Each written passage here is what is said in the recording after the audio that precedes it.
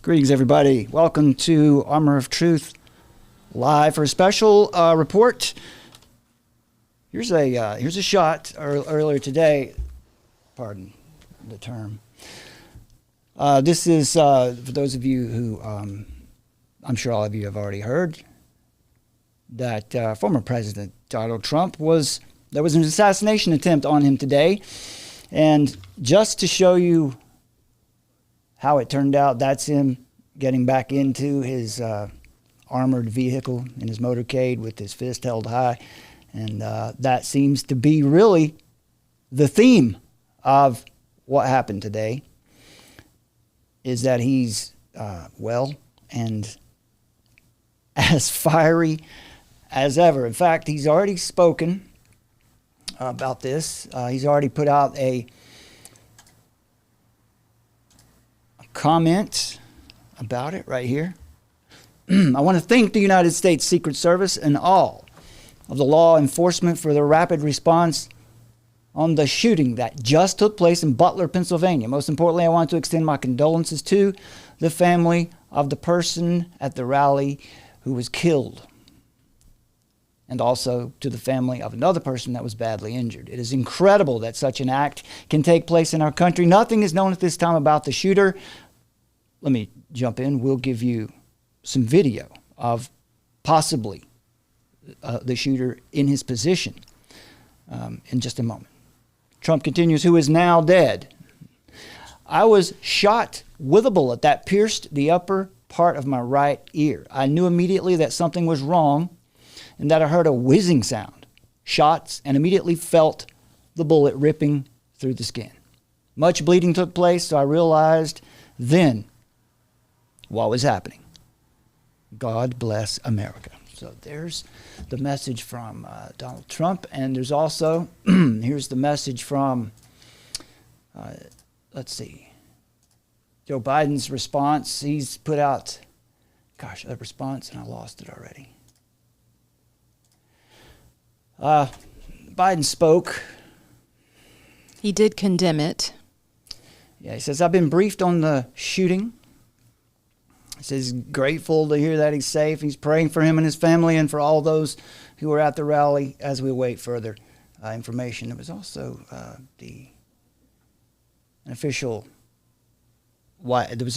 release from the White House. I had the graphic of that, but that's basically what he said. And as you can see, I'm not going to repeat it, but as you can see, the responses under Joe Biden's tweet, I'll read a little bit. End Wokeness says, you incited this. You have blood on your hands. Resign in disgrace. And there are a lot of people, you can see people are fairly upset. And that, Summer, wasn't that right? That seemed to be most of the reports were that the people who were there, once everything calmed down, were pretty angry. That's right. And shouting. That was what was that, CNN? The CNN report? Said that. We'll show you some of this, some of these clips, some of this video. So apparently, some of what I'm looking at a report right here. Some of what Biden was saying is, I've tried to get a hold of Trump. Yeah, he said that. He is with his doctors. Apparently, he is doing well. I plan on talking with him shortly. I hope. Biden said, "There's no place in America for this kind of violence. It's sick. It's sick." It's one of the reasons why we have to unite this country. We cannot allow for this to be happening.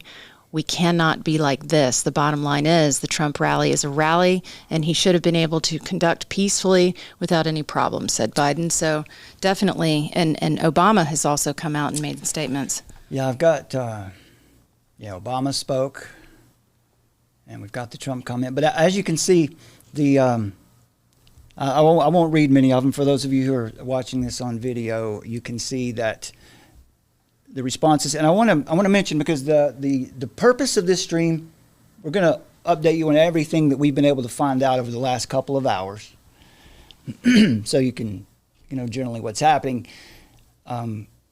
But we want to give you a firm foundation to stand on here. And the first thing I want to say is that as you look at these responses, I just want to encourage everybody out there, don't let yourself go there. Don't let yourself go into that area of where you're angry. And I'll share a little more with you in just a bit about what is our perspective. I'll give a little devotion a little bit later on.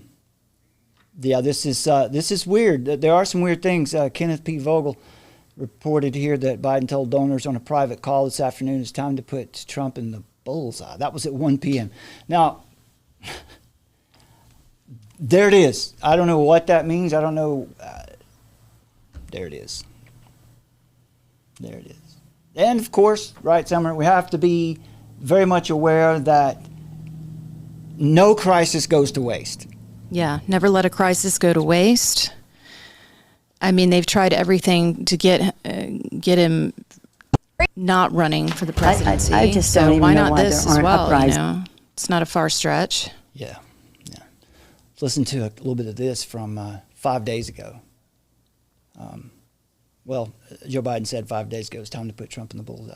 Let's listen to some of these things all over the country, and maybe there will be.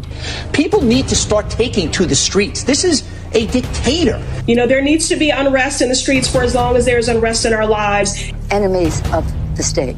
Show me where it says that protests are supposed to be polite and peaceful.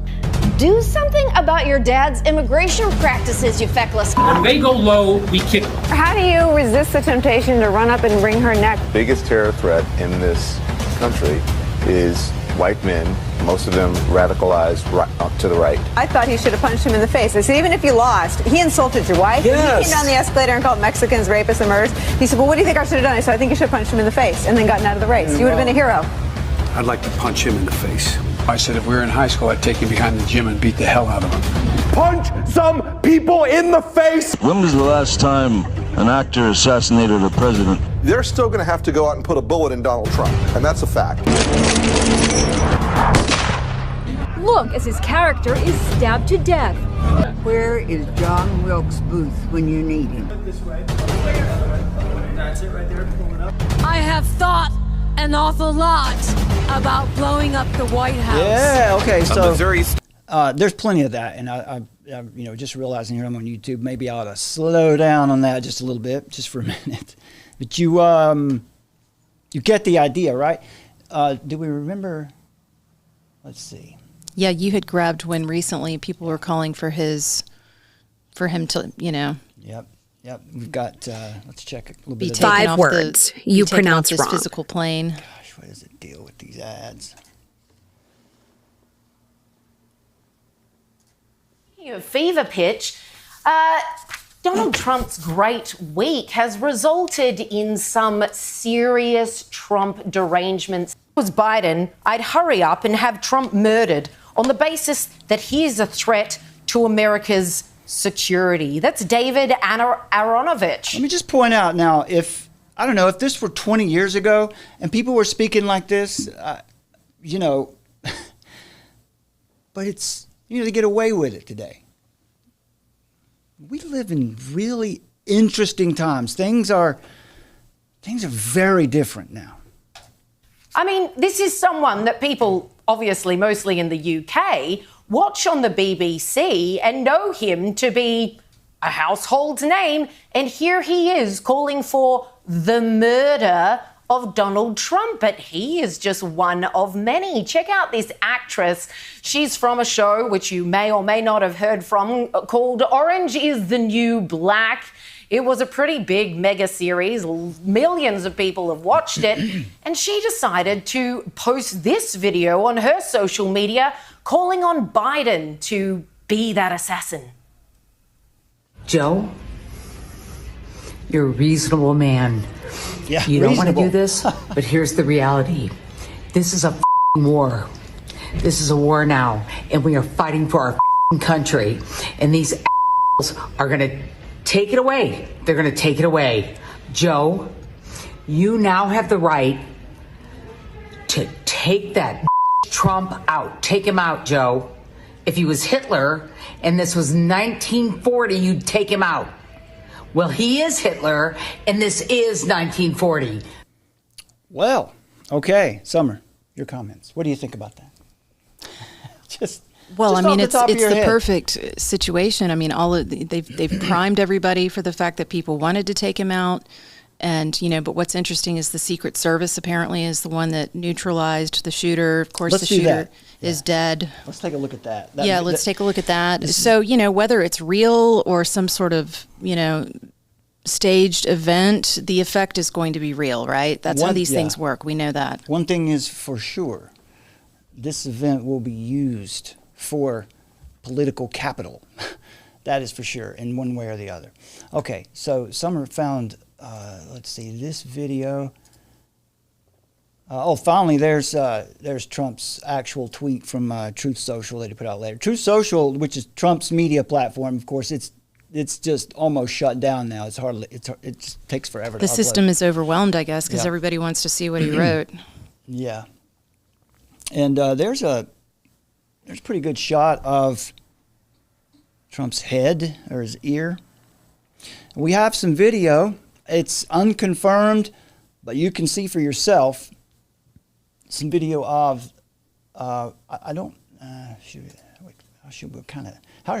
What word should we use, right? Because we're on YouTube. Again, I have completely lost it. Do you have it? It's in the. I've got it right here. Here we go. Man, I am not adept with Twitter. Okay, folks, we're going to show you this. This is some unconfirmed video. So far, let's see, 43 minutes ago, new details. This shooter was, they say, outside the area, the cordoned off area. Outside the Secret Service zone. Yeah, where everything is completely secured. A couple 100 yards away, which is apparently you would think that would be the way you would have to do it. You would have to be in other words, this is a sniper. And he's reports are he's no longer with us. Oh, here's Kamala. Kamala Harris says, I've been briefed on the shooting. You told me this earlier, Summer. Doug and I, that's her husband, are relieved that he's not seriously injured. Praying for him and his family and all those who've been injured and impacted. We're so grateful to the United States Secret Service, first responders, and local authorities for their immediate action. Violence such as this has no place in our society. Well, but violence at what level does? They certainly think that violence to some degree has a place in our society. But here's the, see there's the, so some decent, this is after the fact, right? Yeah. Now, what was the BBC report you had? The BBC, was saying that there was a moment where there were 3 to 4 minutes where people had identified that there was a shooter up on top of a rooftop or an elevated space, and that they were trying to alert the police, and people were saying that they were baffled, like, why is it taking so long for anybody to respond to this? So apparently people were in the crowd. They were noticing that there was someone with a rifle up on an elevated space, probably a rooftop, and that's the BBC report that we've heard. Okay. Also, folks, if you want to, put some, you want to comment, you got something you want to say about what's going on today, I'll be checking in with can you see the live chat over there, Summer? We'll check in and I can see it. Yeah, we'll pop in every now and then. If you guys want to, we'll read some of the comments from the live chat. Right now, Jay Williams says this will only help Trump. Empires F49 says it's real. Not everything is fake, and that's because there's going to be a lot of folks in our culture today who are going to be saying that none of this is real. Does it matter? Says what a psyop. And let's see, Brian Tiger prayers. So a lot of folks say they're praying. A couple people said it's a psyop. Yeah. All right, let's look at this. Let's look at this video here and see what we think here. I don't know if some of you guys remember back in 2012 and 2014, 15. You could still do high octane conspiracy theory reporting on YouTube, and anytime something like this happened, you could just break it down. Well, that's not YouTube anymore. We can't do that, but. There's another that I just dropped into the feed in the bookmarks. Okay. Of what? Oliver Alexander, via Steve Lookner, says, I cannot understand how the Secret Service snipers on this rooftop just 430 feet from the shooter did not notice him climbing into position on the roof. That is pretty interesting. You can see right here, what Summer's saying is, look, there are people here who clearly they can see the guy is right there on top of this structure. There's another angle in the bookmarks if you want to refresh. Okay. So there's so is this after the fact? It does look like he's moving a little bit. No, this is clearly after the fact. Yeah, so you were saying that the BBC was reporting that people were saying, why is the president still speaking? Because somebody had spotted this, this guy. That's right. Ah, okay. So, okay, in the bookmarks. All right. There it is. I just popped it in. Different perspective. Refresh one more time, maybe. There it is. Okay, yeah, so I'll show you two from above. This is where we are in Pennsylvania.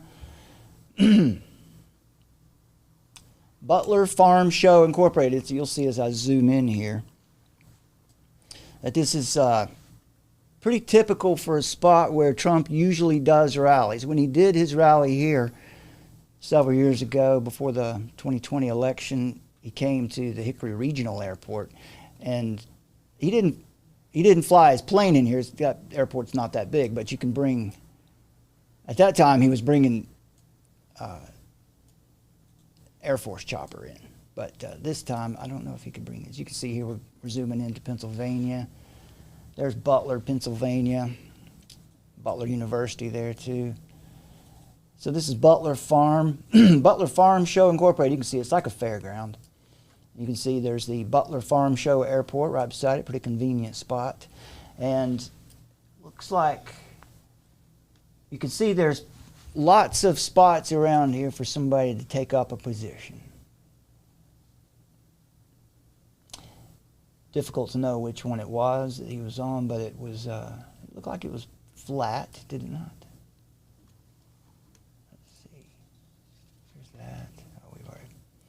Yeah, so it looks like a lot of people are, of course, if reports are true, that a lot of people were spotting, suspicious activity, a guy with a gun, and that just went on for several minutes without anybody doing anything. Why? So apparently, okay, so basically what we know about what happened is this didn't pop off in the crowd necessarily. It came from afar, but at least one person at the rally was killed, and possibly two, right? Two members of the audience. Possibly two. One killed, one in serious condition, and the shooter is killed. All right. Yeah, so this looks like this would be an area where you would have the horse shows, and this is a fountain. There's a lake and a fountain over here, but plenty of perches out here. So that was that's where we are, and here's the new video, or the new picture. Okay, so all right, so they've got it figured out for us. Wow, look at that! Because isn't that weird? Because that doesn't look anything like what we just saw, does it? Mm-mm. Yeah, I mean, with all these early reports, you have to take them with a grain of salt, Yeah, Oliver Alexander here reports, I cannot understand how the Secret Service snipers on this. Oh, okay, these are Secret Service snipers. Okay, I got you. Yeah, so these are the guy we saw earlier was dead. These are the Secret Service snipers in their position. So 430 feet from the shooter. Didn't notice him climbing into position on the roof.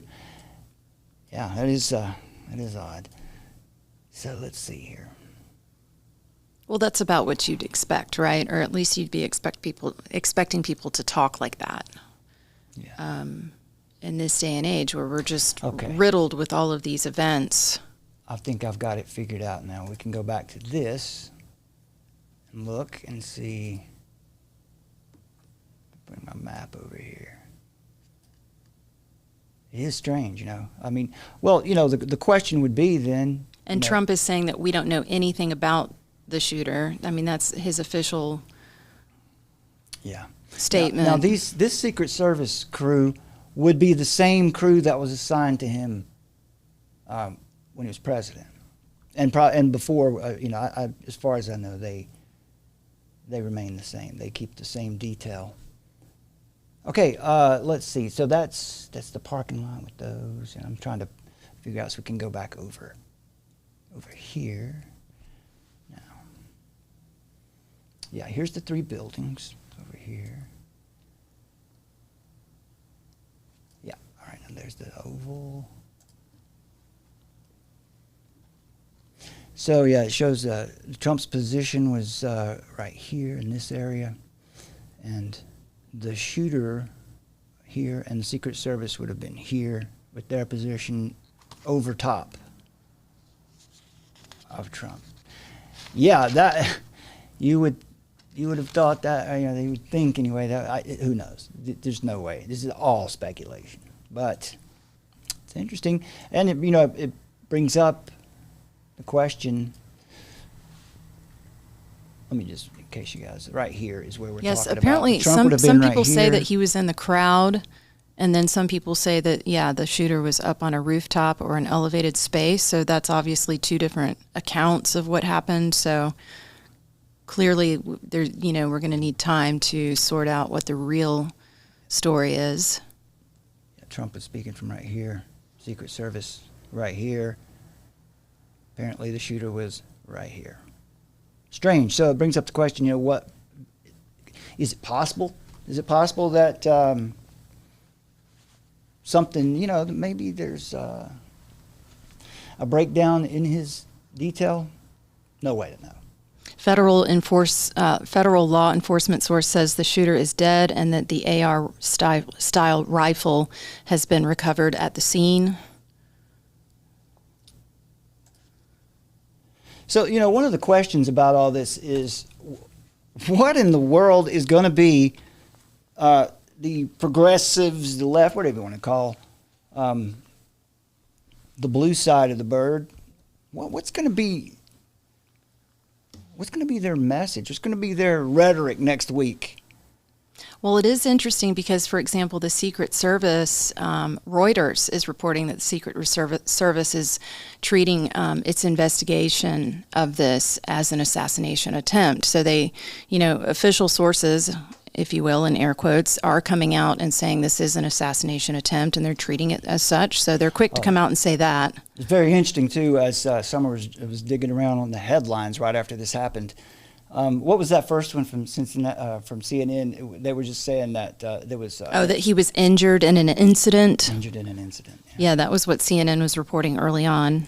Yeah. That there was just, an incident and he was injured. Yeah, and there was some speculation about whether or not the bullet hit him or whether it was the... glass. Shrapnel of some kind. Appears to have been grazed by the bullet. And you know what? You're talking about an inch and a half from, well, very different outcome. Yeah, there you can see him reaching up and grabbing his ear. Yeah, if you want to go lower into that feed. Yeah, let's watch let's show the video of when it happened. Is that at the bottom here? It is. All right. Yeah, here it is. Toward the bottom there. Okay, so I have to just go ahead and put the disclaimer out there. It's, it's can be a little bit emotional. A little bit it's disturbing. Emotional to see it. It's you can decide if those of you think that maybe it's not real, you can judge from this. I'll pull it up here. This is after. So immediately they're thinking that he says fight. Yeah, that's what he's clearly saying.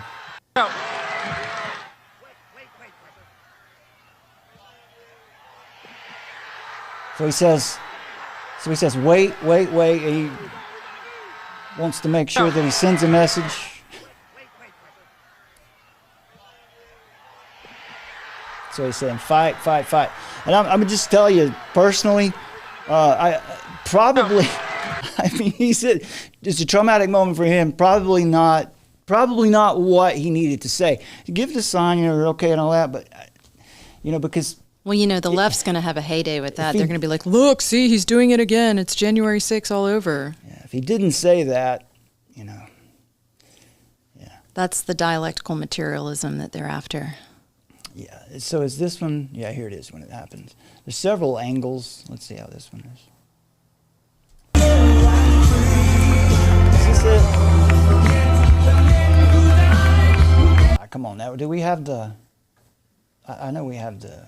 There's Biden's statement. Here we go. Finally. All right. Sorry about that. Please see something that said, "Take a look at what happened." I hate Twitter. I hate it. I can't function on Twitter. I tried to make the screen full size. Here we go. Oh, brother. Whew.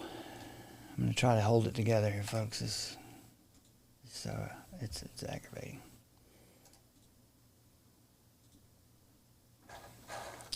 All right.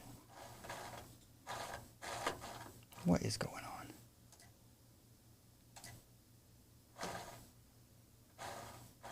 All right, we'll get through all these for you. All right, pause. Full screen. Now let's see if we can. Same thing. Goodness, you got to help me out here. You got to help me find some of these videos. I can't do it.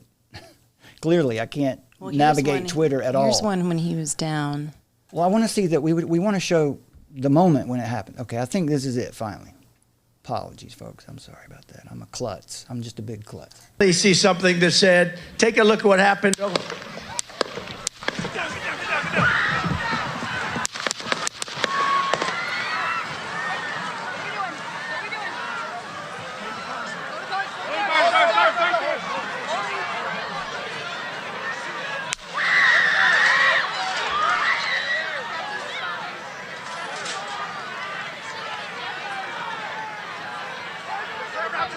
Please see something that said, "Take a look at what happened."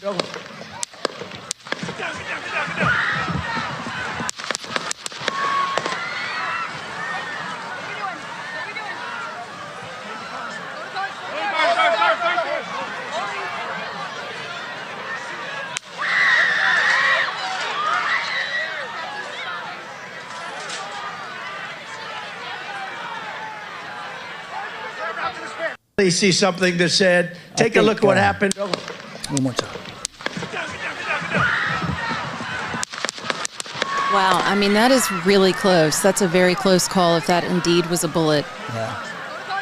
I mean, he just missed it by such a small.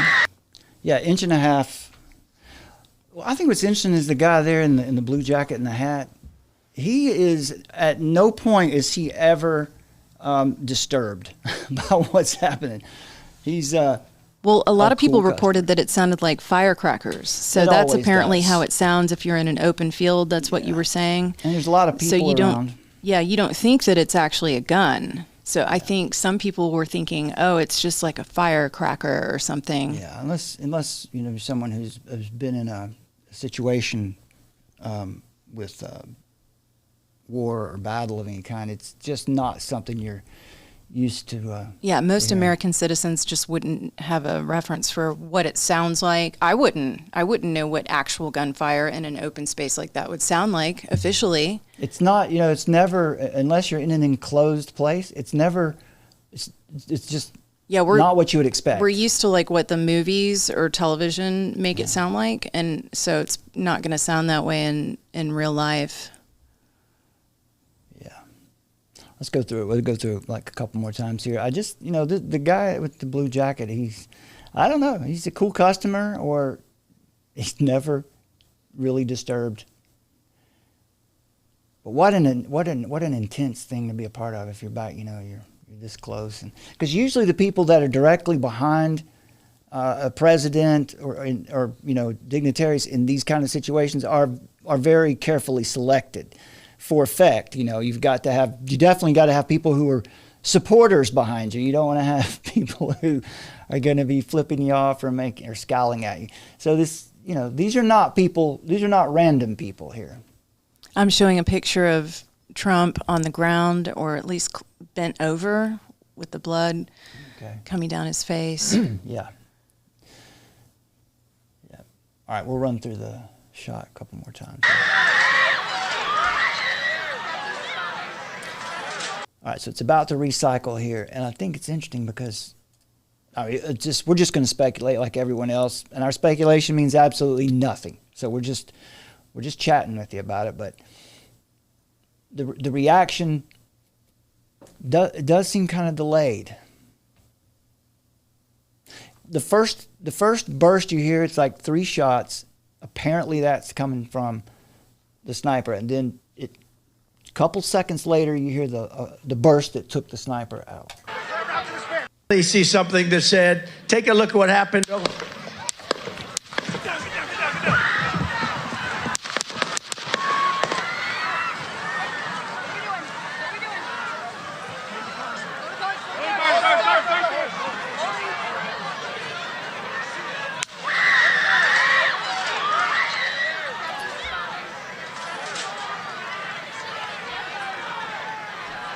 That guy in the back is funny though. They With see that hat. something that said, take a look at what happened. He's got like that fisherman's hat. Yeah, the guy who's Crouched over. Yeah, he's surveying the scene. Yeah. Yeah, it's always interesting to look, what's going on I think behind people you. are just stunned, and they Hulk, don't really. It's Hulk kinda like- Hogan. Hulk Hogan's in the house. Yeah, we got Hulk Hogan. And over here, Chris D'Elia. But yeah.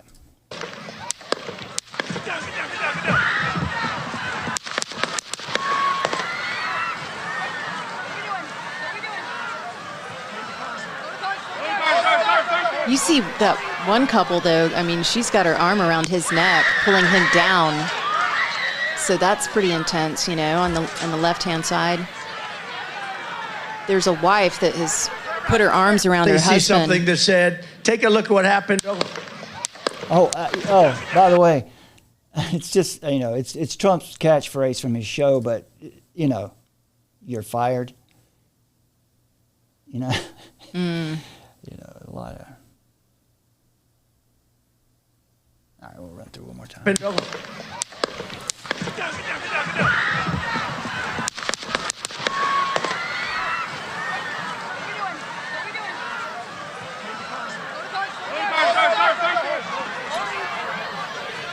Secret Service covers him up, and the first thing you hear is, where are we going? Where are we going? Okay.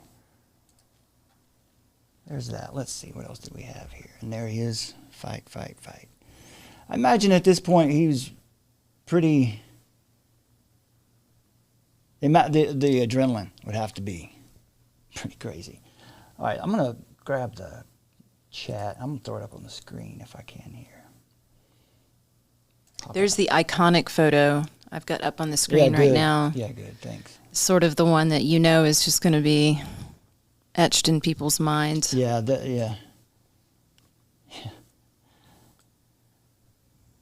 I mean, it's all very surreal, right? It is. It is interesting. Okay, let's see. I'll try to...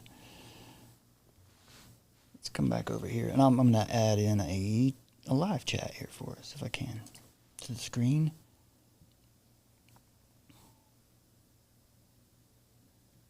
So this will be a browser.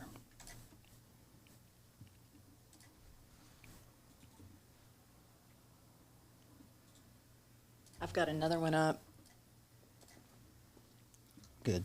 That's everybody that's tackling him to keep him safe.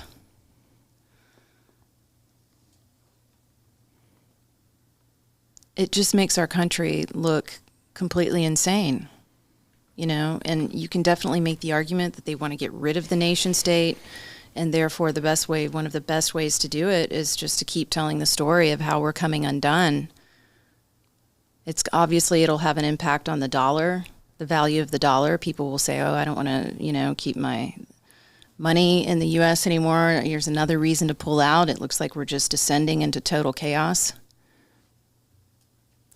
Yeah, that's interesting. That's what some of the folks in the chat were saying. I'll jump back in here. Let's see. There's Brian Brown. Brian Brown says, feedback sounds real. Joe, Big Joe, Joseph Kuspelich, says, seemed staged to me. There's, got to pose for the cameras. Let's see, Michelle Cherie, KJV. Yes, very surreal. Wonder if the shooter will have 3 names, Tiger Prayer says. Yeah, probably. They always do, don't they? Well, you got Joe Biden and that whole thing, which seems totally like a setup, Like they had that presidential debate early, the earliest in history, and there's nobody in the audience. That whole thing is super suspicious. And the whole left media turned on him like immediately. Mm-hmm. They were coming out the gate with all the talking points about how we've got to get rid of Joe Biden. So here's some video. They're ramping up. Yeah, here's some video from a person, a couple here. Who were these folks? These were an emergency room doctor I spoke with tried to save someone's life in the crowd. This is CBS News. Honor, that's exactly where I heard him come from. What did you see, sir? I heard the shots. I thought it was firecrackers to begin with. Somebody over there was screaming, he's been shot, he's been shot. So I made my way over. I said, I'm an emergency department physician. Let me help you. The guy had spun around, was jammed between the benches. He had a headshot here. There was lots of blood, and he had brain matter there. And so I got him. There's a helicopter coming in to get him. So I got people there really helpful. I got him up on the bench. Was there only one person shot that you saw? Then I did CPR, did chest compressions, as well as I breathed for him. One person? I was the only one that did it. We need to evacuate everybody. Honor, that's exactly where I heard him come from. What did you see, sir? Let's let that run again. I heard the shots. I thought it was firecrackers to begin with. Somebody over there was screaming, he's been shot, he's been shot. So I made my way over. I said, I'm an emergency department physician. Let me help you. The guy had spun around, was jammed between the benches. He had a headshot here. There was lots of blood, and he had brain matter there. And so I got him. There's a helicopter coming in to get him. So I got people there really helpful. I got him up on the bench. Was there only one person shot that you saw? Then I did CPR, did chest compressions, as well as I breathed for him. One person? All right, so that's an interesting take. Yeah, so this is the thing. All right, folks, we're here, we're Christians, and it's very important when things like this happen that we provide some perspective on these things. Yeah, what's that video? This is a video of supposedly someone that fired from the crowd, and they're saying that the shooter was taken out from here. There's somebody you can see who's they're holding with the arm and dragging out. I'm not sure what's going on there. Yeah, it's good. Another perspective. A disclaimer that all of this is, or how do they say, extremely fluid. Yeah, Who very knows? fluid. Who knows? I wasn't in Butler, Pennsylvania. Summer wasn't, and most of you, probably all of you, weren't there either. So we have to go on all we have, which is hyper real. You definitely can see that they're bringing a body out. So, in that clip. Okay. Not sure who that is. Yeah. All right. Well, good job. That's yeah. Yeah. Donald Trump Jr. tells ABC News he spoke to his dad. This is about an hour ago. Who remains he was being treated at the hospital. Said he's in good spirits. Remains under observation. Adding that his father is never gonna stop. Butler County District Attorney Richard Goldinger said that this is from Merrill Cornfield, that Trump was grazed but is safe. An audience member was killed and the shooter is dead. Another person in serious condition. That's 2 hours ago. I think that may have been updated by now. I don't know, speculate. I think I'd heard that there were probably 2 people, but yeah, this is from the infamous cat turd here.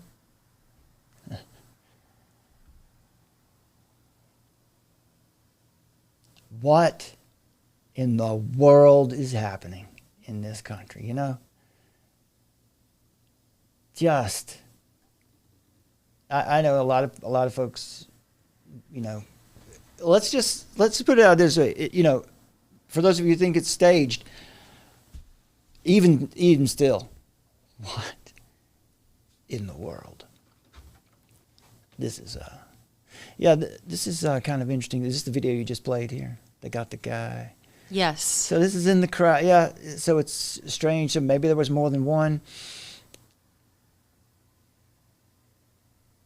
All right. But there's something here, Summer, that's pretty interesting. Trump rally attack, shooter dead. Elon Musk endorses recovery. Musk says 2 assassination attempts thwarted. So there's some more information coming out that there were 2 attempts made today. Also, this trending here that Biden's silence amid the crisis sparks social media firestorm. Well, I don't know. He actually spoke within what? It was within 2 hours after it happened. He had roundabout. And you know, the guy's slow, and he was in Detroit on a campaign thing. Let's see what this is about Musk. I don't know anything about this, but Elon Musk says here, Elon Musk has revealed that he has been the target of 2 assassination attempts in the past 8 months. Huh. The incidents involved separate individuals who were arrested near Tesla's headquarters in Texas, each armed with guns. Musk's disclosure has sparked widespread concern and discussion about his safety and the broader implications of such threats against public figures. 1 hour ago, Elon Musk tweets out, "Dangerous times ahead." Check out, there's a video that I just dropped into the bookmarks. Check it out. All right.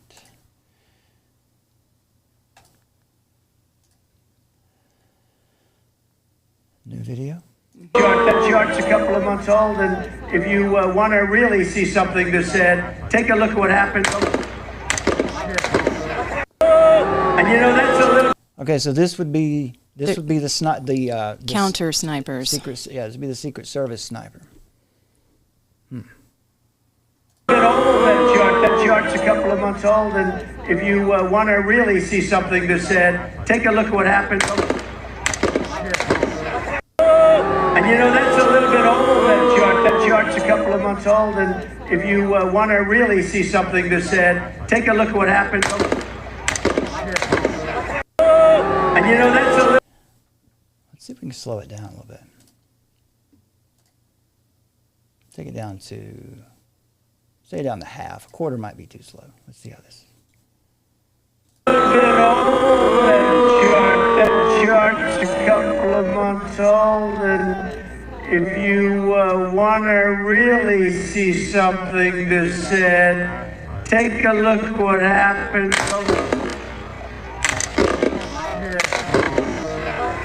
So you can see he reaches up to his ear before you hear the shot. That's, you know, the speed of sound is... There's another witness slower. account, too, that I just dropped in if you want to take a look at that. All right. Summer's she's on the case. Is that it? Yes. All right. Oh, so this 4.5 minutes, how much do we need to do it? How much of it? I'm not sure. I haven't been able to hear the audio on it. Let's just check it out. Someone who was here. You weren't inside the event. Nope. BBC. Outside. Tell us what you saw. So we had a party here all day. You can see behind us at the Brinkles Farming Greenhouse here. We had a party, and we all decided, hey, you know, when we hear Trump up there, we're going to walk up through the field, stand by the trees up there under the shade, and watch and listen to the rally. Right? We couldn't see him, but we could hear him. So we walked up. And the audio is low because someone has recorded this off their television, so it's just a little low, a little soft, so I can't bring it up much more than that. And probably 5 to 7 minutes of Trump speaking. I'm estimating here. I have no idea, you know. But we noticed a guy crawling, bear crawling up the... Oh, this is the report where the guy says, "Why is the president still speaking?" Right? Is this it? I believe it is. This is probably it. There's of the building beside us. 50. There's 50 another feet away version from of us. it in the list. If So you want to there's watch better it. audio, you know, Yeah. Better audio. Okay, maybe from the first list. Where we've got a Diana Rossini. Maybe we've Rossini put it in there. The actual feed. Oh, Tommy Robinson tweeted here, reports the Trump shooter identified as, okay, all right, nobody knows, could be, maybe not, I don't know. This is Tommy Robinson, and he's probably one of the most persecuted dudes in the UK. By the way, his documentary, is it titled LAWFARE? I'm not sure, I can't remember what it's called. Yeah, we'll link it under the show. Yeah. I can't remember, but yeah, he's got a really good film out, a documentary that's super good. You guys should definitely check it out. Yeah, so he is saying that well-known Antifa extremist Mark Violets, unconfirmed. He reportedly uploaded a video on YouTube before the attack. So that's probably not up there anymore. He said the title, Justice is Coming, and he was taken out shortly. Right, and then there's somebody who makes a counter post saying major blue tick accounts are falsely claiming that Antifa extremist Mark Violets was the shooter at the Trump rally in Pennsylvania today, who earlier revealed his plan to YouTube video. So somebody claiming that that's fake. Well, anybody can make a claim, right? Nobody, whether or not he's the guy or not. So what did you say? Major blue tick accounts? Who said that? Blue tick accounts. Somebody just countering that message. Oh, okay. Blue check accounts. Yeah, blue tick accounts. But I did put that. I put that interview in that should have better audio right there at the top. If you want to. Brian Brown says Stick City sounds like a cult. Just refresh to the top of the page. Okay. There. That's it. Should be better. Same audio. Yeah, same audio. Okay. All right, we'll check it out. I'll jump ahead here a little bit. Guy crawling up the roof. And he had a gun, right? He had a rifle. We could clearly see him with a rifle. Absolutely. We're pointing at him. The police are down there running around on the ground. We're like, hey, man, there's a guy on the roof. Oh, okay. All right, I'm going to speculate for a second. Now, it's starting to come clear. There goes the camera again. Starting to make a little bit more sense to me. It sounds like to me what's going on here is that two positions, a sniper far away and one in the audience, maybe up closer. One pops off some rounds, the attention goes there, and then the other one is free to do as they planned. Do as thou wilt. Maybe. Who knows? Rifle. And the police were like, huh, what? You know, like they didn't know what was going on. You know, we're like, hey, right here on the roof. We can see him from right here. Hey, I'm going to bring up, does anybody remember Harley Davidson man after 9/11? Joseph Kosplich, you know what I'm talking about. Harley Davidson man right after 9/11. Maybe this guy he kind of reminds me of Harley Davidson man. Well, and who's that guy with the crazy hat after, January? Yeah. Oh, yeah. He's got like a bear hat on or whatever. The moose hat. Yeah, the moose. The illustrious potentate of the lodge. Here, we see him. You know, he's crawling. And next thing you know, I'm thinking to myself, why is Trump still speaking? Why have they not pulled him off the stage? I'm standing there pointing at him for 2 or 3 minutes. Secret Service is looking at us from the top of the barn. I'm pointing at that roof, just standing there like this. And next thing you know, 5 shots ring out. So you're certain that the shots came from that guy on the roof? 100%.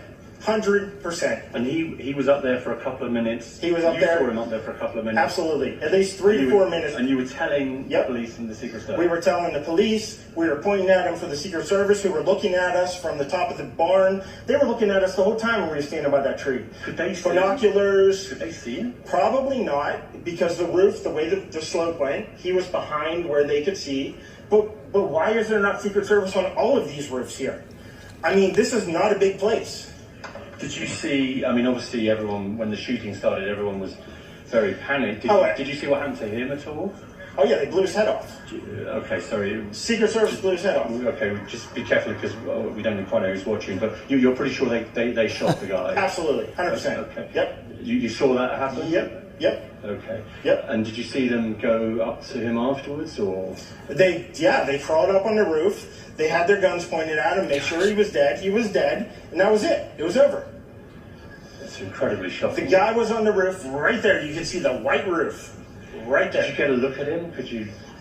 No, other than he was in muted colors, tan type clothing. We saw the rifle flinging around as he was trying to crawl. I mean, we saw the rifle, 100%. Do you know about guns? Do you know what kind of weapon it was? Oh, I absolutely know about guns, for sure. No, I mean, it was a rifle of some sort. I wouldn't know, I wasn't close enough to read the label on it, but, sure. But it was a rifle of some sort.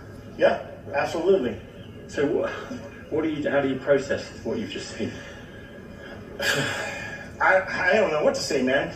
All I'll tell you is, if I walked up close to there with anything that Secret Service considered a problem, I wouldn't be standing here talking to you right now. But I don't know why a guy who we're standing there pointing out to police and Secret Service is crawling up the roof. Yes, right there by that tree. We were outside the security perimeter. But my question is, there's only a few buildings around here. Why is Secret Service not on every building here? Well, there's a whole bunch of questions, I think, that are going to come. There's a whole bunch of questions. Yeah. A whole bunch of questions. All right. How about We've got Biden's clip in there if you want to check that out. His remarks. Yeah. Well, by the way, Joseph Cosplate, you guys, folks out there who are tumbling down. For our more skeptical viewers, some of you might not know what I meant when I said this guy reminds me of Harley Davidson, man.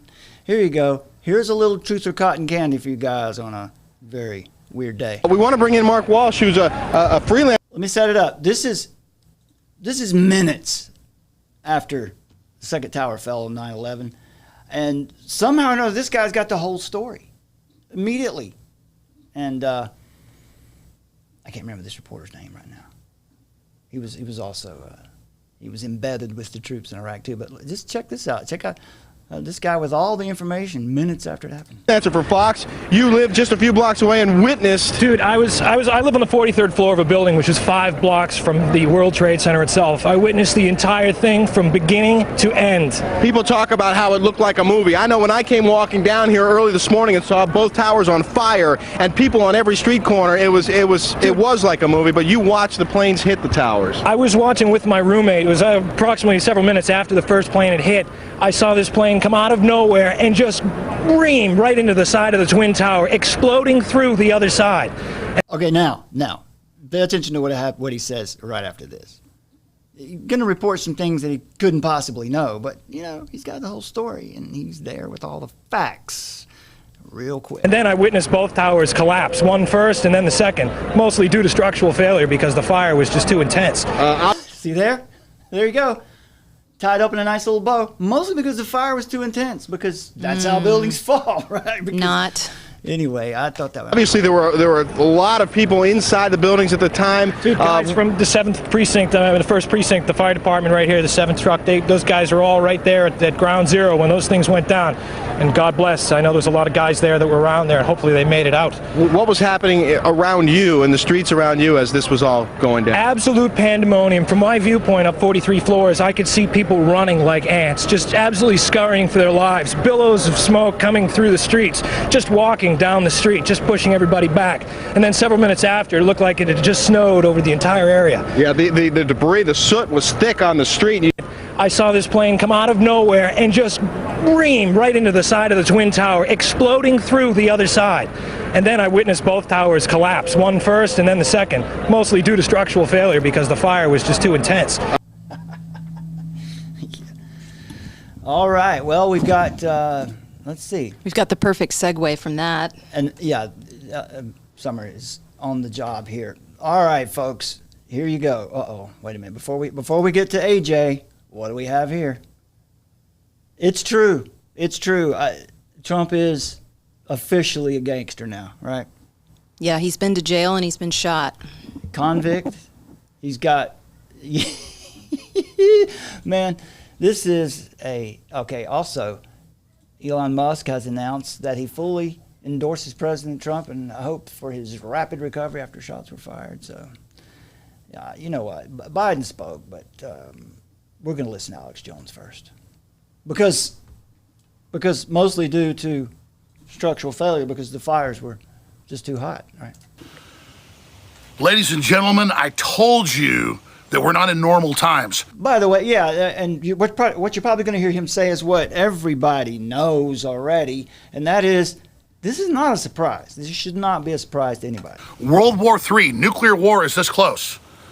They just fired 5 shots at Trump and hit him in the side of the head. 5 shots at Trump. And the media's like, oh, big deal. He survived an assassination attempt.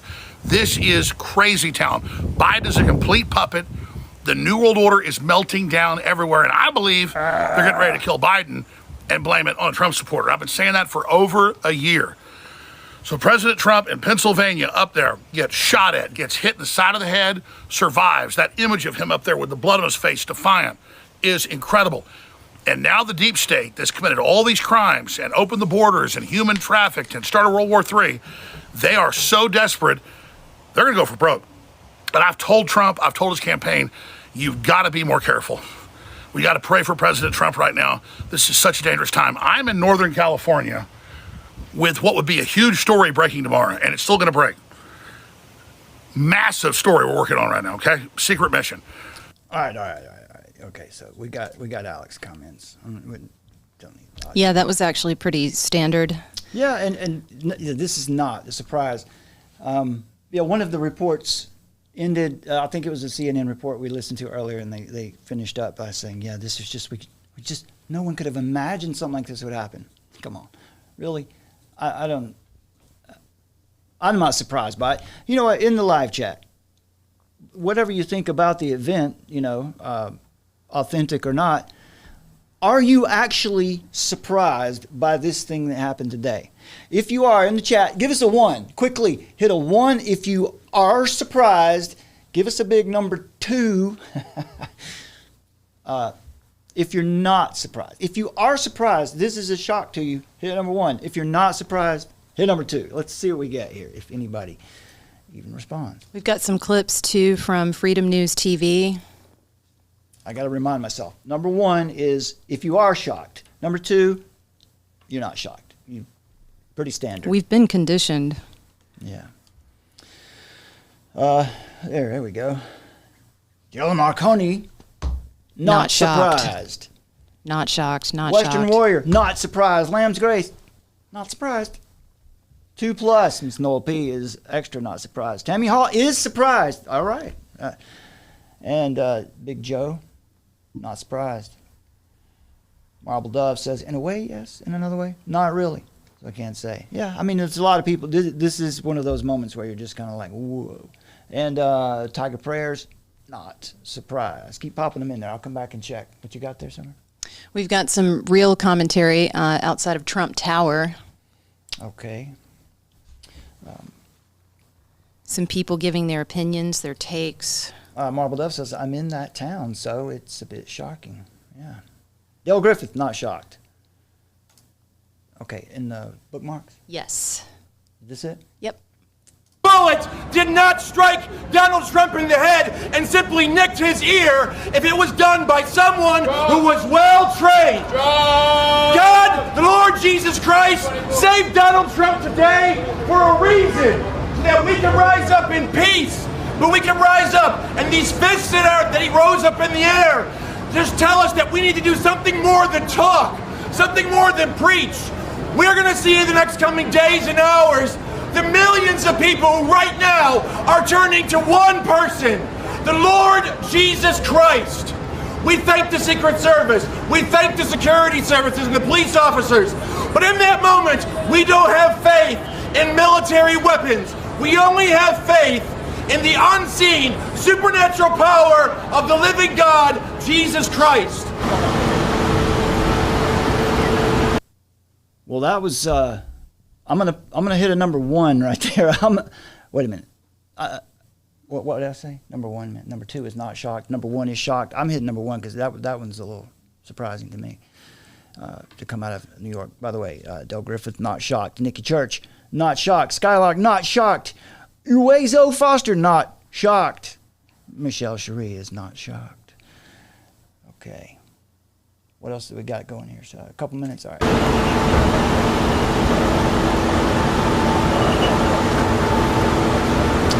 I see. Man, I am slow on the uptake today. Yeah, so they're positioned outside Trump Tower. I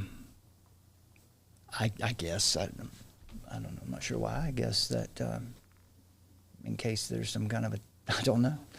I guess that's just what you do.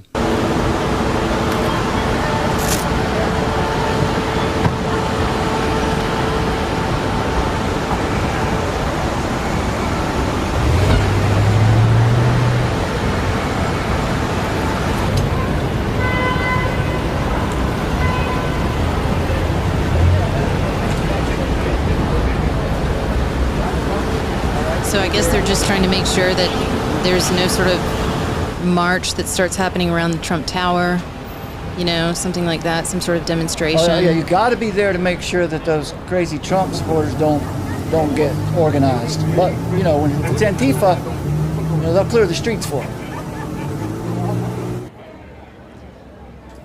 All right, that's a pretty interesting picture right there. That's a fairly interesting shot right there. If you keep going back into the bookmarks, there's a couple more.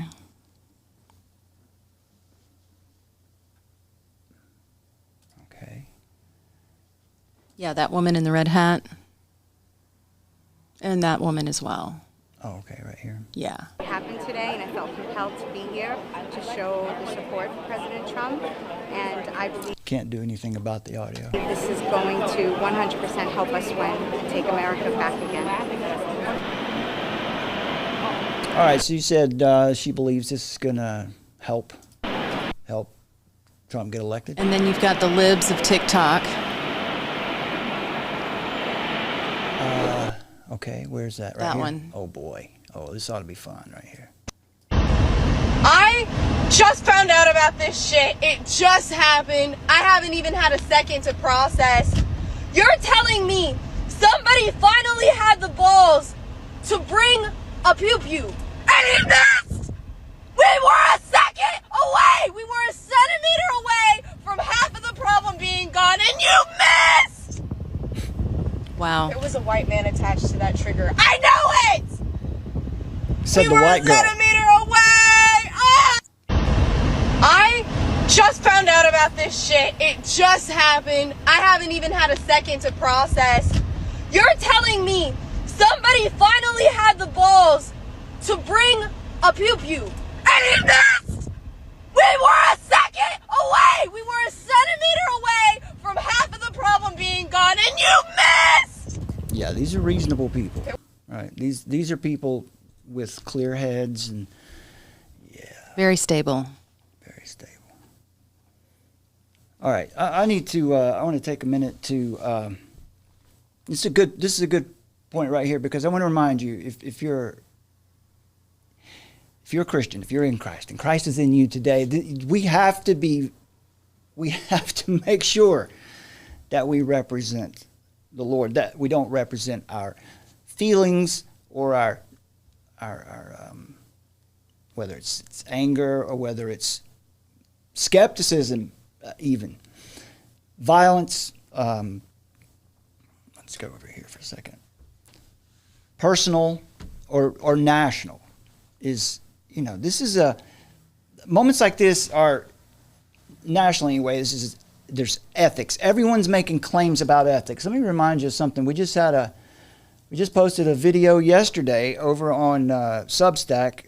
If you want to check that out. Yeah, just having a little fun with the title, Donalito Trumpolini. That's because everyone's calling him, is calling him a fascist. So that's like Benito Mussolini. So Project 2025 and the Alchemy of Far-Right Fear. What they've been saying for, since Biden had his big fall at the debate, immediately the next day, Project 2025, Agenda 47 are everywhere, and how it's a fascist takeover. Trump and the Supreme Court decision. Now he's a dictator. We covered that for you here. That's not what happened. We showed you the 3-tier rubric for determining whether or not a president acted in his official or unofficial capacity or in his constitutional duty. So In fact, it's easier now to prosecute a president. But in this article, we also have we've got a little table of contents at the beginning, because this is a long one. This is one of the longer articles we've ever put together. Let me share this with you from James 1. That's not James 1. That should be James 3, Summer. I got that wrong. Can you change that at the top? Not now, but it should be James chapter 3, I believe, verses 1 through 3. Mm-hmm. Listen, you rich, weep and howl for your miseries, which are coming upon you. Your riches have rotted, and your garments have become moth-eaten. Your gold and your silver have rusted, and their rust will be a witness against you, and will consume your flesh like fire. Now, that doesn't just mean the rich as in material wealth. That means people like the young lady we just heard, those who are committed to the world, committed to their way. So we talk about, what is our nation? It's like everyone's talking about Donald Trump's going to transform our nation. He's going to, and then the right saying the same thing. We've got to save our nation. But the thing is, they're both arguing for this idea of a nation, and they both have utterly opposite views on what that nation is. What is this thing they're calling our nation? Do they know? Since at least the 1960s, the United States has been divided by two rival political forces, loyal to two rival constitutions. The de jure Constitution of 1788, which means the legal, the rightful, that the founding document enshrining liberty, which is in direct conflict with the de facto Constitution of 1964, which is the reflexive shadow code in which all expectations turn on the hinge of equality. Those who honor freedom of association, the master freedom, clash constantly with the Hegelian activists of affirmative action and political correctness, the two pillars of the second false constitution. Now, some of this commentary is from Christopher Caldwell's 2020 book, Entitlement. I forgot what it is. Christopher Caldwell, 2020. Title, I can't remember the title. It's these sources are listed at the bottom of the article. Man, I'm blanking out. They don't care about the nation. And that's why they didn't remove Biden at the first sign of his cognitive decline. And everybody knows it's dangerous for a cognitively broken, morally compromised man to sit at the helm of the nation that leads the free world. But that's progressivism, 21st century style. And it's power by any means necessary. So this person that we just heard from, the libs of, Twitter, I just can't anymore. Like, where did that go? The girl who was just screeching about how... I just added several new ones into the bookmarks. So. Here she is. There was a white man attached to that trigger. I know it! That one. So, power. They don't care about the nation. The Hegelian progressivists, these alchemists, and what we mean by that is just this. I've got some notes over here on our whiteboard. As Marxism started out as an economic plan, right? It was the top down control of society economically. The top down totalitarian control of the people morphed into to the 1960s, and after the influence of the Frankfurt School, Herbert Marcuse. So from like the haves and the have-nots to identity politics. Yeah, exactly. It goes from economic Marxism to identity Marxism, decommunized Marxism. So now what we have today is a kind of Marxism that is empowered by corruption of capitalism. It's odd. Yeah, and so, there we go. What we see happening today is the same kind of Marxism that was in effect in China under Mao Zedong. So the idea is this: when we say they're Hegelians and it's about conflict. They're also Machiavellian. Whatever it takes to get the goal, even if you have to destroy the nation, because we must have power. And how do they get this power? How do they progress? Through conflict.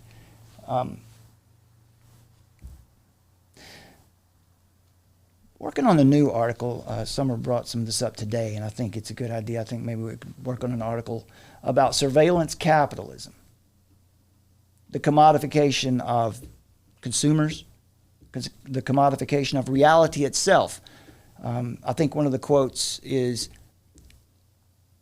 there is no truth.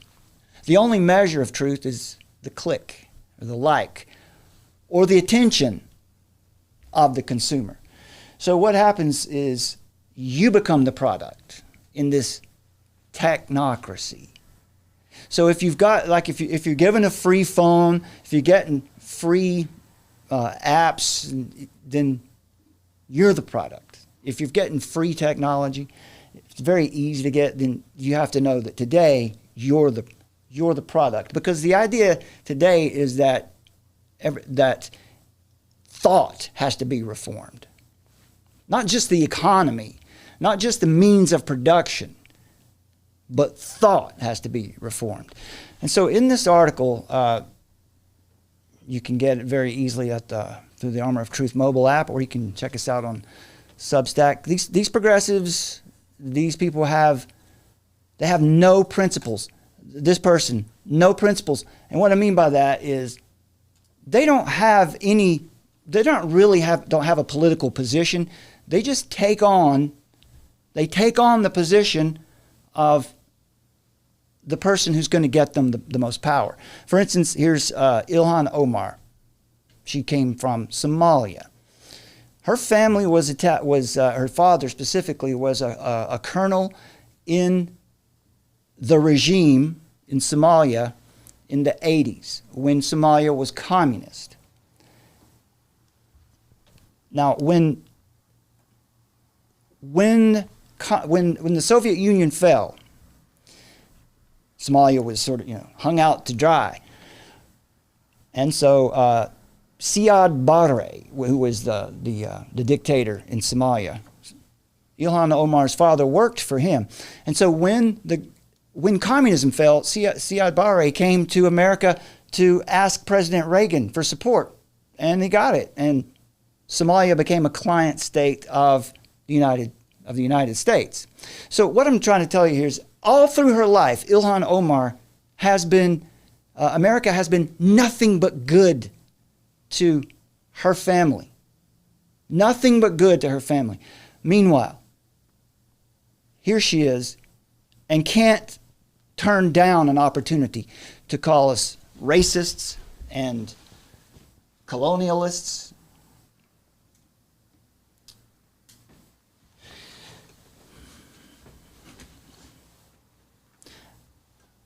Oh boy. All right, there we go. So when Somalia fell in 1991, this is when the Soviet Union fell.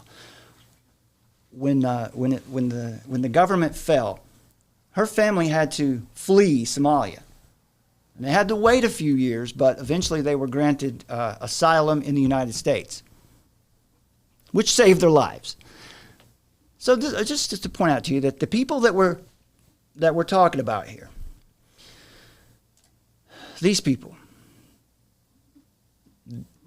they want power. They have to have power. And, Ilhan Omar, there's evidence that shows she married her gay brother so he could get United States citizenship. You can check out the article for all that. This article goes on and talks about a little bit about Edward Said. He is one of the main figures behind the doctrine of the woke mobs who march on campuses today as they cry out against conservatism, for example. Edward Said was a consummate conservative himself. He wanted to conserve his homeland. He's Palestinian. He wanted to conserve it. He wanted to he's a nationalist. But nevertheless. Yeah, so Summer's put in some good graphics to help explain a little bit more about Edward Said, so you know more about him. Perception versus reality in political discourse. Folks, did you realize that, now we're not here telling you that you should be a part of a political party and thing, just pointing out the deceptions. The 13th Amendment that formalized the abolition of slavery in the United States. Well, I guess Democrats supported that, didn't they? As a matter of fact, they didn't overwhelmingly. In the Senate, the vote to abolish slavery was 30-6. All 6 votes against it were Democrats. In the House, it was even more stunning. 119 in favor, 56 against the abolition of slavery. All 56 Democrats. Goes on to talk more about the Civil Rights Act of 1866, the Civil Rights Movement of 1964, and how that moment right there is what created what we see today. This almost uncurable division in the nation comes out of this. Obviously, there was some very beneficial outcomes to civil rights legislation, but what it did ultimately was it gave the executive branch of the federal government the power to dictate, the power to rule by decree, and they have not missed an opportunity. And I don't mean one party or the other, I mean both of them. Trump, Biden has done it, Trump has done it, Obama did it, Clinton did it, Bush did it, Bush did it, both. All the way back. But I think what's going to be most interesting for you is at the bottom of this article where we've basically broken down Project 2025. What is it? What are the points? So and Agenda 47. In this article, you can see there it is. There all the points. It goes policy point by policy point. But the big thing here is, as you hear the people saying that Project 2025 or Agenda 47 or whatever, we've never seen anything like this. Joe Biden said that the other day. We've never been here before. We've never seen such both Republican and Democrat groups, think tanks. As you can see, Summer's got a very, very nice graphic of a think tank. Look at that. There's a think tank. They've done this, they do this every year. So what we do in this article is I go all the way back to 1981 and show you every election cycle, the policy plans that have been written up. And Joseph Kosplich, here's some more meat on the bone for you. I also show how, well, here's some Democratic controversy. You know, the Hillary Care, which became Obamacare, but Republican controversies, the Project for the New American Century, the PNAC document, which said we need to start a global war on terror. We need to assert our dominance around the world. We need to make America great again in that sense. But we need to make our military strong and mighty again. We need to go around and spread democracy all over the world. Isn't it very interesting that this document was written in 2000, 8 months after George Bush took office, 9/11 happens, and the global war on terror began. And there goes the camera again. I'm just going to leave it off for a minute. We don't need it right now. So, so I've tried my best to give you all of enough information so that you'll be able to respond to anybody on this topic. Here are the policy points of Agenda 47. Trump's personal agenda on his website: economy, immigration, national security, social and cultural issues, We've healthcare. got some other great clips that you might want to take a look at before we close the show out as well. All right. Here's Project 25 with a link to, broken down policy by policy, and you'll see that, these are some big changes. But once again, nothing here is any more radical than you've seen for the Hegelian alchemists and their weekend at Bernie's experiment they've run since 2020. It's definitely not a fascist dictatorship. What it really looks more like is that the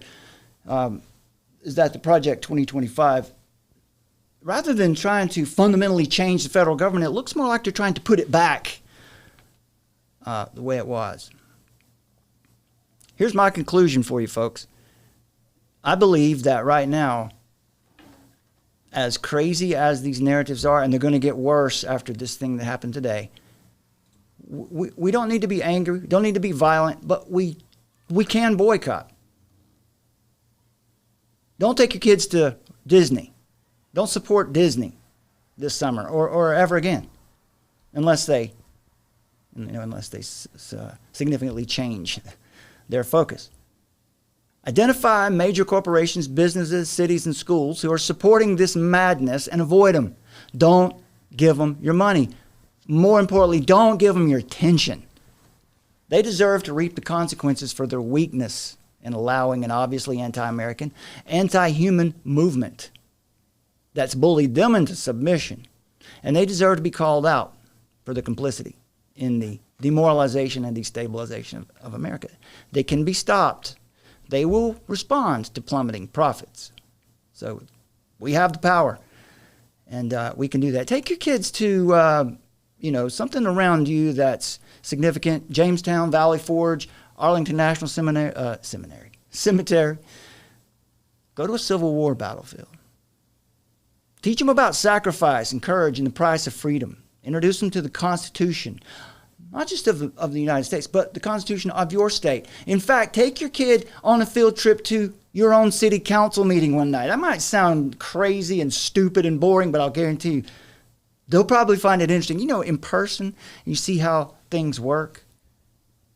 See it up close in person. Teach them about true history. Teach your kids what it means to be free, to be grateful that they live in this nation. More importantly, folks, seek the Lord while he may be found. All right, let's check a couple more of these out, and then we'll finish up. I've got an encouragement. Should I start at the top or? Yes. All right. And the use of the terminology like vermin and the drive that those men had towards autocracy and dictatorship. The difference, though, I think makes Donald Trump even more dangerous, and that is he has no philosophy he believes in. He is not trying to expand the boundaries. You hear that? That's exactly how I just broke down the progressives for you. They have no real philosophy. They have no real... The ends justify the means. Machiavellianism. They are. Yeah, that's exactly right. It's power. Power by any means necessary. Boundaries of the United States of America. He's not trying to overcome a neighboring country like Putin is in Ukraine. He is not going for some grandiose scheme of international dominance. All he wants is to look in the mirror and see a guy who's president. All he cares about is selfish self-promotion. That's the only philosophy he has, which makes him even more dangerous because he has actually said out loud that it would be okay to terminate the Constitution to keep him in power. He said this. He actually said those words. And the irony is I don't remember that, do you? Because I would most certainly stand against. But they don't have to tell the truth because they're not accountable for anything that they say. I'd like to see a citation on that. I really would. But now look, folks, if you can look back through the history of this channel, back when it was Brad from Carolina, I've been critical of Trump since we started this channel back in 2019. Red flag laws. Yeah, but Trump. Operation Warp Speed. Yeah. So we're not going to talk about who you should vote for and all that. Not what we're here to do, but yeah. All of these supposed conservative folks that have populated the Republican Party all stood around and with their thumb in their mouth going, well, yeah, okay, I guess so. Or as opposed to the lady who was screaming her head off earlier, the more reasonable people.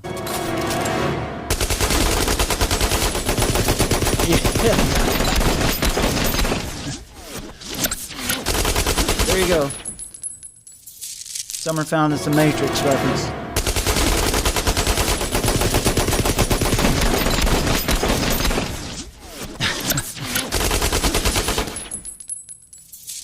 Look, all right. So it's it's good that we can joke about it, because this could have been tragedy. And look, if something like this happened to Joe Biden, equally as tragic, we can't allow ourselves to get on one side or the other when it comes to that. Yeah, that would be what we've talked about before, Yeah. which is the reflexive alchemy, that they're looking for the reaction. The real action is the reaction. So they want to get people into a frenzy to where they're calling for the death of the other. And that's just not what we want to be doing. Yeah. All right, we got about 5 minutes here. Oh boy, more libs of TikTok. Put on your seatbelt, folks. We got a nose ring. Something's going to happen. All right. I think we forgot to mention when we were asking for, someone to bring back assassinating presidents like they used to, we forgot to mention that they have to have good aim. Remember, genies are tricky that way. I think we forgot to mention when we were asking for... Isn't that interesting? We're talking about the Hegelian alchemists who transform their reality or the world through conflict, the dialectic. And here she is. This is what it sounds like. It's okay. It's okay to do violence because conflict gets us where we want to go. Someone to bring back assassinating presidents like they used to, we forgot to mention that they have to have good aim. Remember, genies are tricky that way. Genies. I think we forgot to mention when we were asking for, someone to bring back assassinating presidents like they used to, we forgot to mention that they have to have good aim. Yeah, so It's crazy. She asked her genie for that. In what world is that acceptable rhetoric? Yeah, that's crazy. Well, that's the really reflexive alchemy. They want to wind you up so you'll respond, and also they're bringing about their change through. This is why they support violence. They're not against violence. Don't let Barack Obama and Joe Biden fool you. They're not against violence, and in the same sense, Trump's not really either. He'll use it too if he had to, but Christians are called to navigate these kinds of challenges with wisdom from above, not earthly wisdom, not the wisdom that comes out of my emotions and my instincts. That's not wisdom at all. We're called to respond to personal violence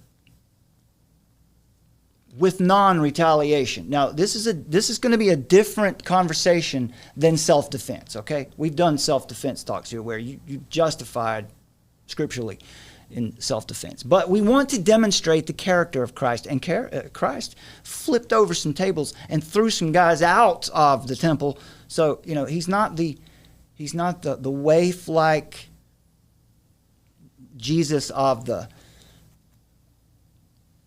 modern church. Right?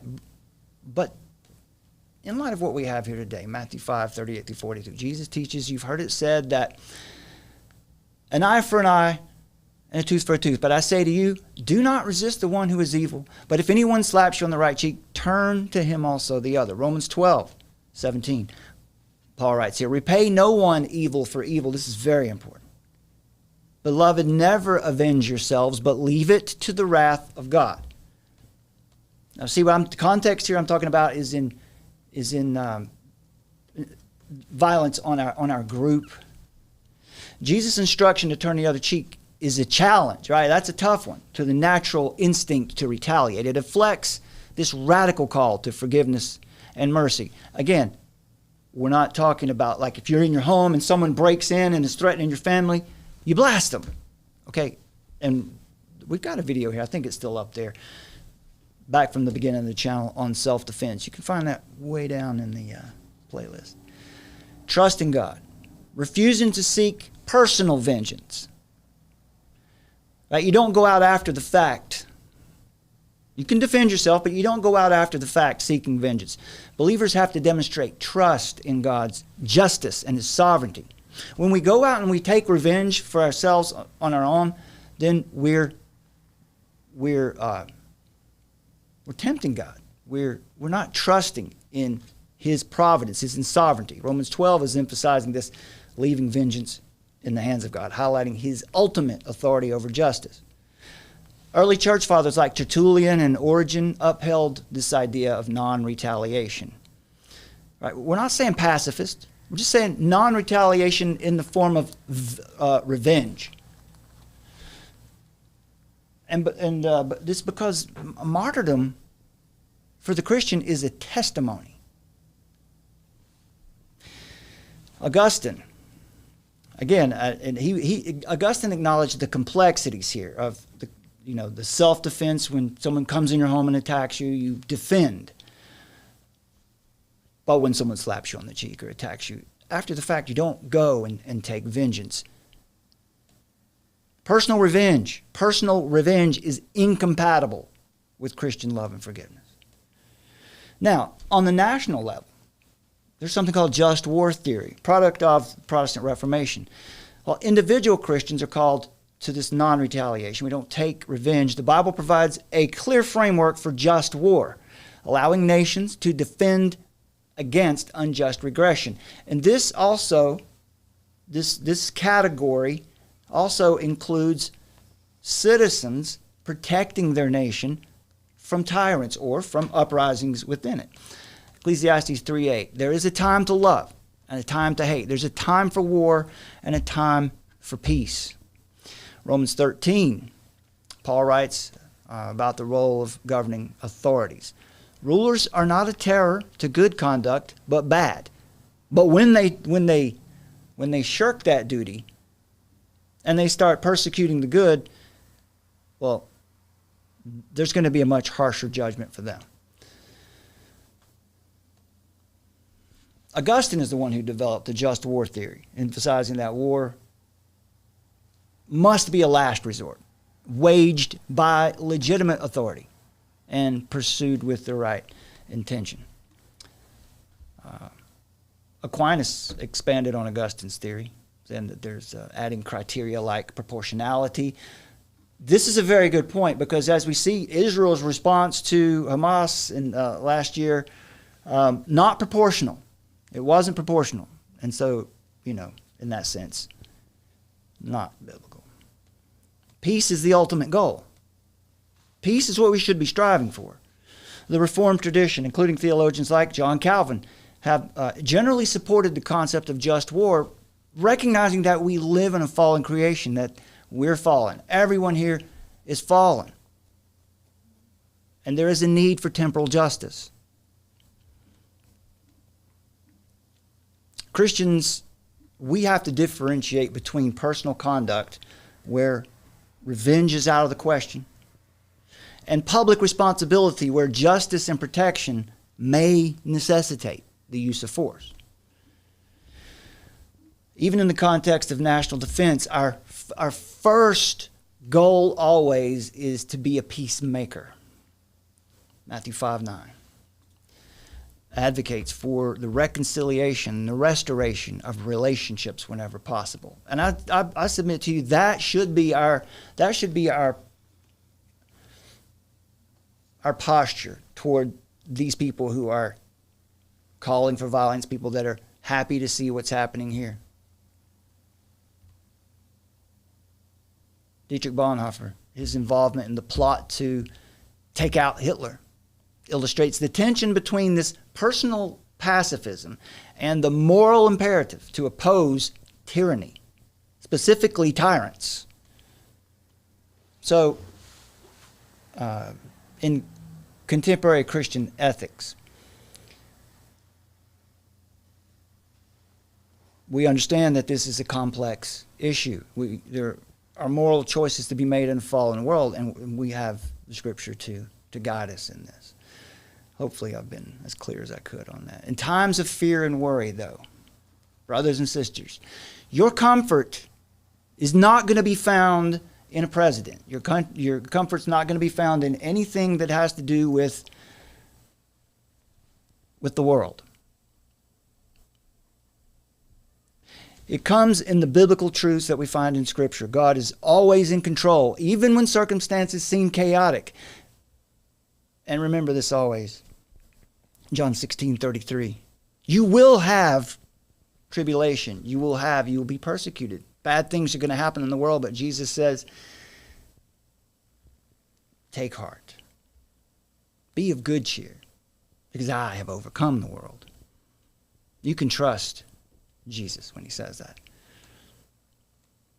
Isaiah 46, 9 and 10. Remember the former things of old, for I am God and there is no other. I am God, there is none like me, declaring the end from the beginning, from ancient times, things not yet done, saying, my counsel shall stand, and I will accomplish my purpose. Romans 8, 28. And we know that in all things God works for the good of those who love him, those who have been called according to his purpose.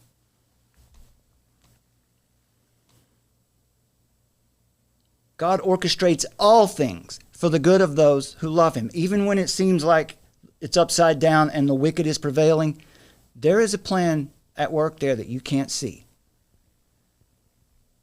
This promise includes all circumstances, even when it seems to be incomprehensibly distressing. John 16:33 again. I have said these things to you, that in me you may have peace. Where will you find peace? Jesus tells you right there. In me you'll have peace. In the world you'll have tribulation. In me you'll have peace. Take heart, I have overcome the world. So there's where your faith is. There's where your trust is. Hebrews 13, 5 and 6. Keep your life free from love of money and be content with what you have. For he has said, I will never leave you nor forsake you. So we can confidently say, the Lord is my helper. I will not fear. What can man do to me? If God is for us, who can be against us? Martin Luther's theology highlighted Christ's triumph over sin, death, and the devil. For Martin Luther, Jesus' victory is a source of profound comfort and encouragement, which makes it easier to face trials with faith and hope when you understand that these things are, your suffering is not for nothing. It's doing something. Philippians 4, 6 and 7, do not be anxious about anything, but in everything by prayer and supplication with thanksgiving, let your requests be made known to God. And the peace of God, which is supernatural, which surpasses all understanding, will guard your hearts and your minds in Christ Jesus.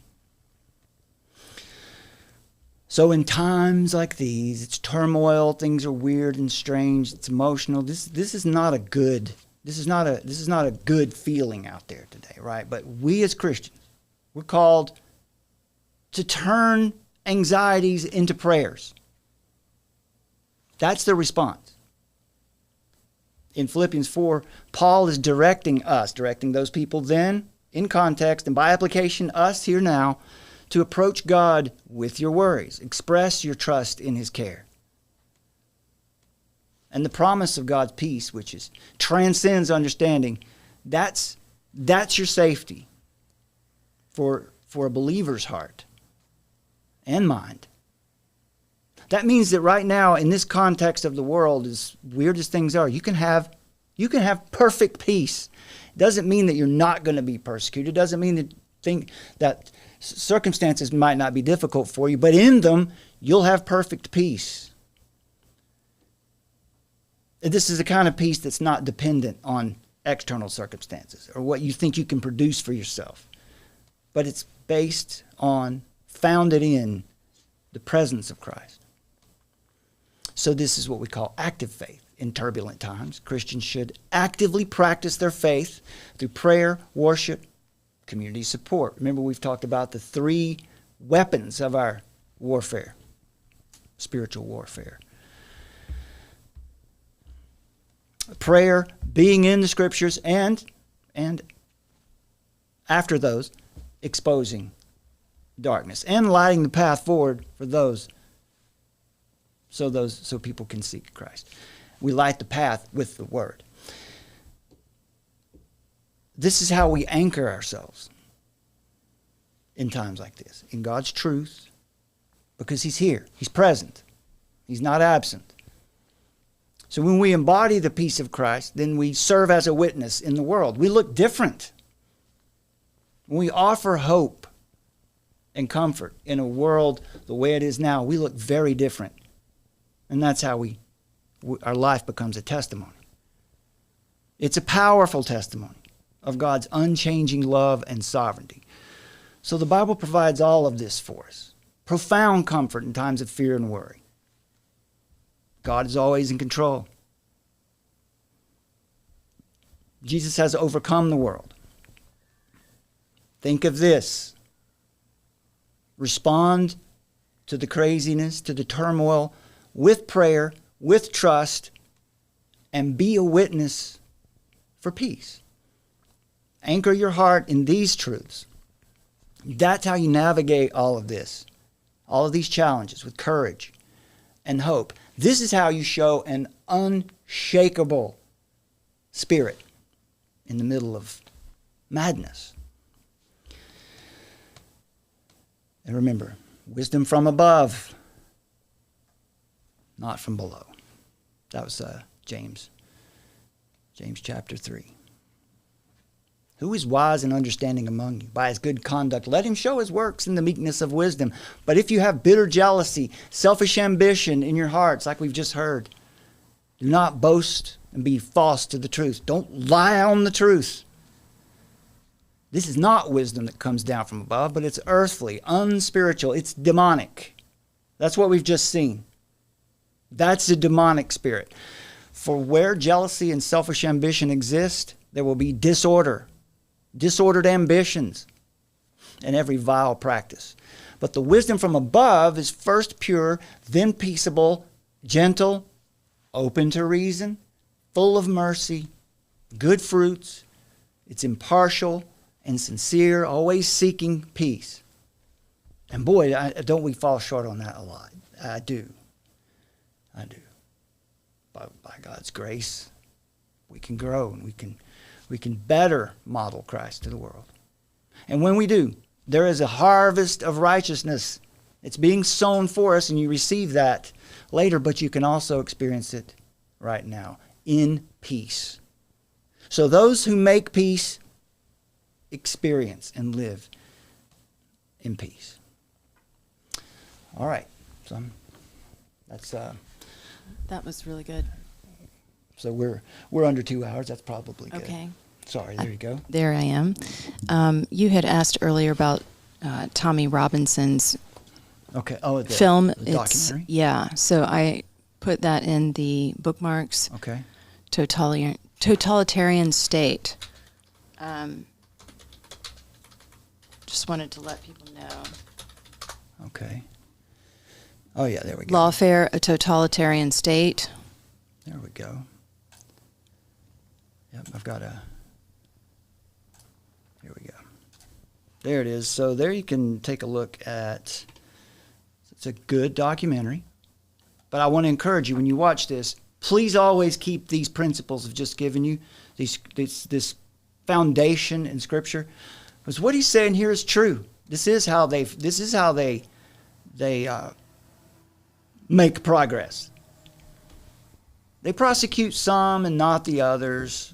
Remember, this is a dialectical process of conflict that brings about the world that they want. But don't get it twisted and don't forget, they're not in control.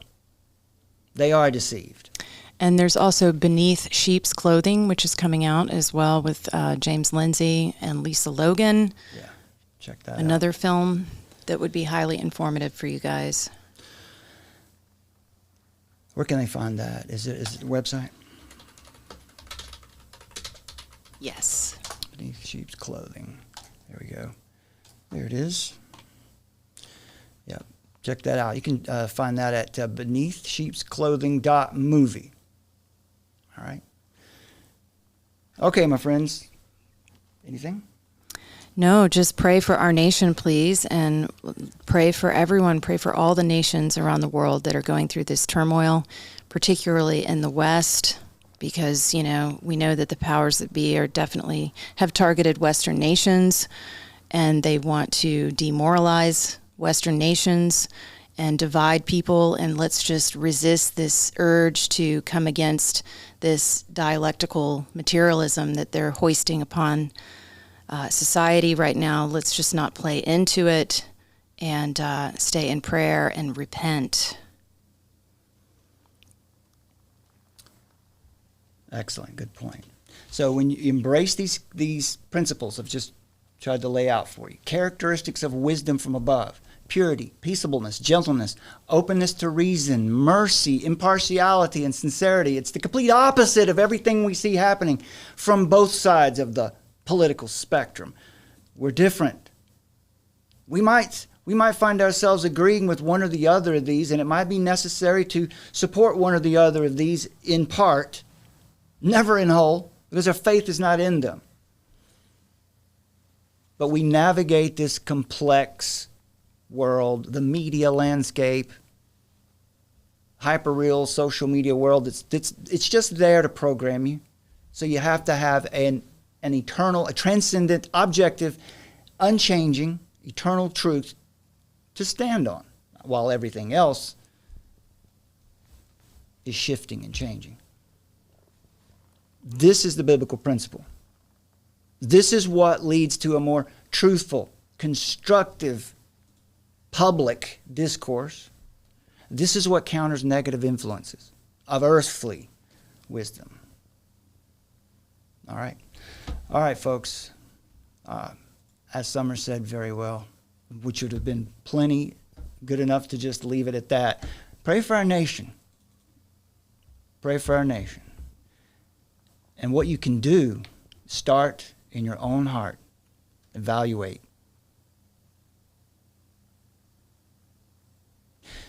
And in your own home, evangelize yourself. Preach the gospel to yourself, to your own heart. Preach the gospel in your own home. And take it to your community. Take it into your local government. And then it grows out from there. If everyone did that, none of this would be happening.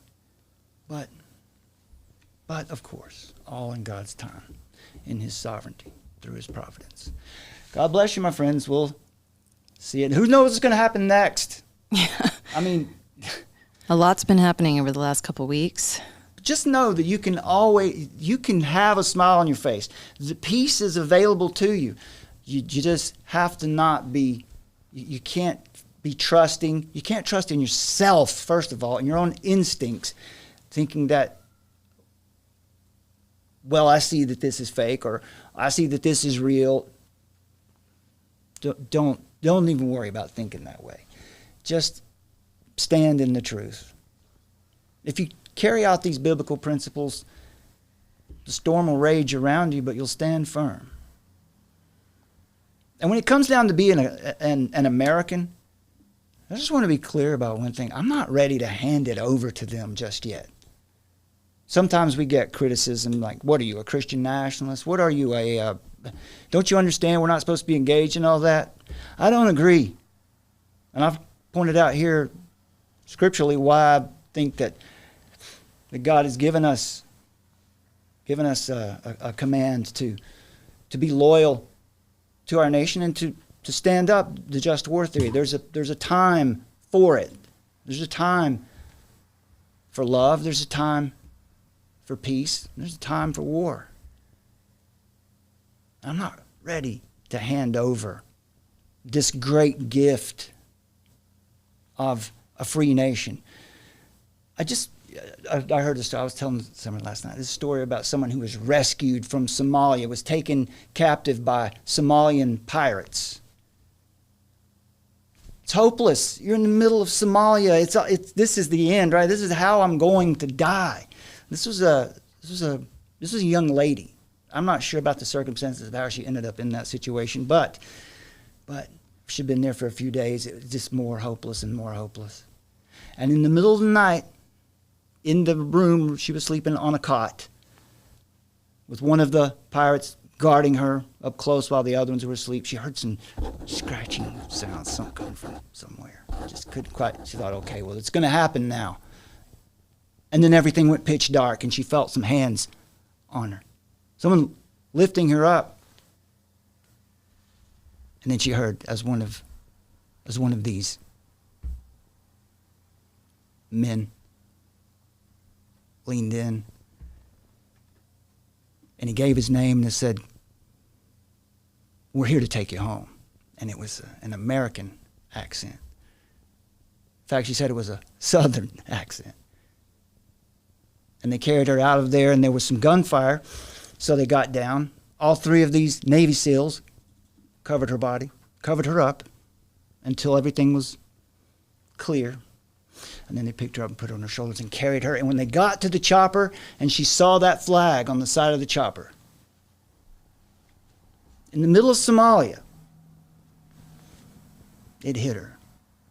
How much that meant, how much it really means in this world still. Wicked people have the levers of power from time to time, but God is still in control, and it is a good thing to recognize that what we've had, what we still have here in this nation is worth defending. It's worth fighting for. It's worth protecting.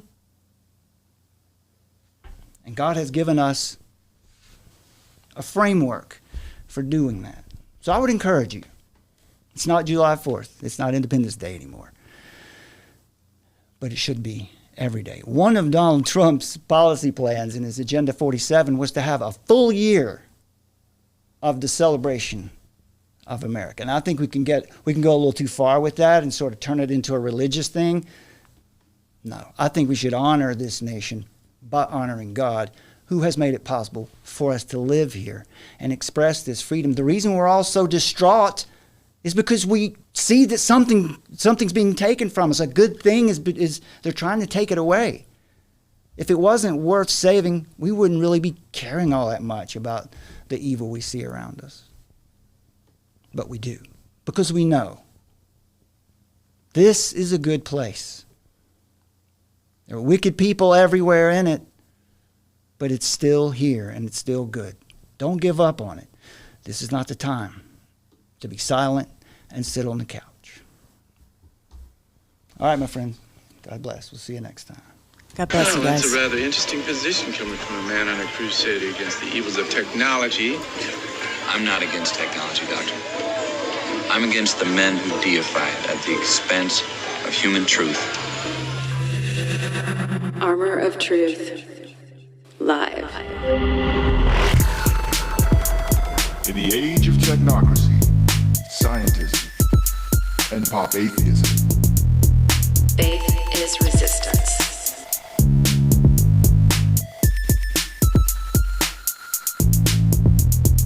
Nietzsche, of course, announced the death of God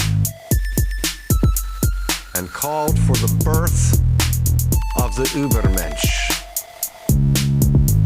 the Superman, who would take humanity to new heights and to create a new world order. Find us at the Armor of Truth YouTube channel and log on armoroftruth.net.